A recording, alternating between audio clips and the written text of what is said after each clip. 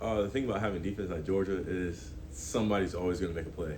Like usually there's one D lineman, linebacker, safety, a corner, it doesn't matter. Somebody's going to make a play.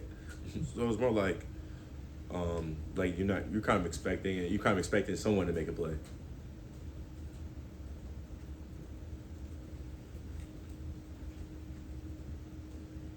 You guys didn't give up a touchdown.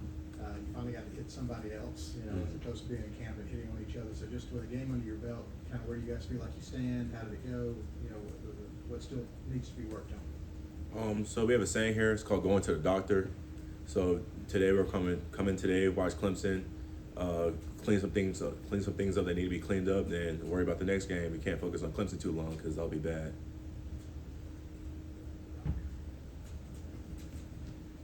JaCorey, we got to see a lot of Arian Smith on Saturday making plays. What's it like going up against a receiver like Arian and the challenge he presents as a defensive back?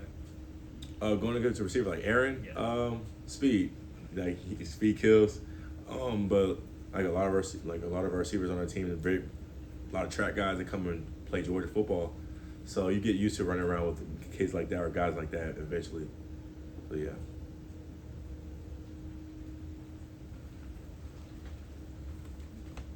Yeah, Dane Jackson's been here a long time. How has he, in some way, helped you become a better player, become a better person? Dan is one of the people I can go to if I ever need any questions, any conversation about coverages. I can call him anytime of the night. He'll pick up. But Dan Jackson is a seasoned veteran, I would say, and say so myself. Mm-hmm. So we can come to him for anything, any questions, any concerns. You can go to Dan. He'll have them for you. Yeah, JaCorey, you might have already talked about this in previous media availabilities, but talk me through your recruiting process. I know you were a camp kid. You came up here in camp for the football program and received an offer and committed pretty quickly. Talk us through that camp process, man. How'd you end up walking away with an offer here? I didn't come through a camp. I did a private workout. Go ahead, private workout. A private workout. I think at the time it was Coach Adai and Coach Muschamp. I came here and did a private workout because I think that week before I had got Florida and some other school that offered me. Then Georgia offered me we want to come see you work out. So I came up there to work out, and after my workouts, all the coaches are coming down from a meeting, and then they want to meet you. Then after that, I was like, all right, bet. I was trying to come to Georgia. JaCorey, as you stand here today, do you know anything at all about Tennessee Tech? And can you just talk about, playing the home opener, getting to play between the hedges after all the time you guys have put in since last season? At the moment, no. We've been going to the doctor, so we haven't got to that part yet. We'll probably get to it a little bit later. But at the moment, no. JaCorey, what's the biggest adjustment for you? We've seen you some at safety. We see you at star. What is the biggest adjustment you have to make when you're playing those different positions? Star and safety, I would say they go hand in hand. Since I played safety first, it was a little bit easier to me to come in understanding of the star position. So I would say it's just being closer to the ball. You have to react a little bit faster to different things. Like safety, you come, pace yourself a little slower, come downhill, go over the top. But at star, you need to kind of think a little bit faster since you're so much closer to the ball.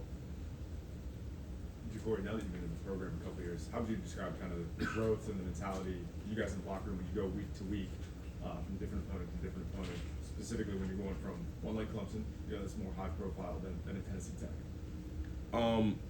I would say it's more like when you get better every week. We always have something we have to fix or something that can be improved on. So I would say we just have to have a goal to get better each week.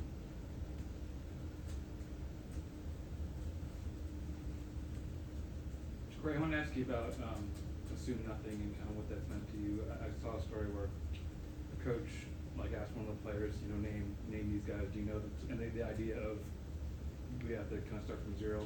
How have you experienced that? And then also just kind of how has that maybe impacted the team? Wait, we say the question one more time? Sure. How have you experienced that mantra of assume nothing? What has that meant to you? And maybe how have you seen it impact your team?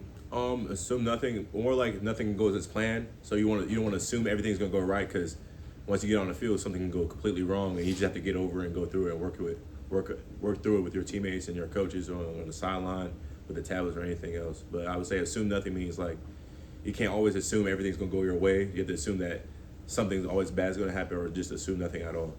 How has that impacted the team, or how's the team received that? Do you think? Keeps everybody level-headed. You won't get too high in emotions, won't get too low emotions. So if you assume nothing, you'll just keep at a steady playing field.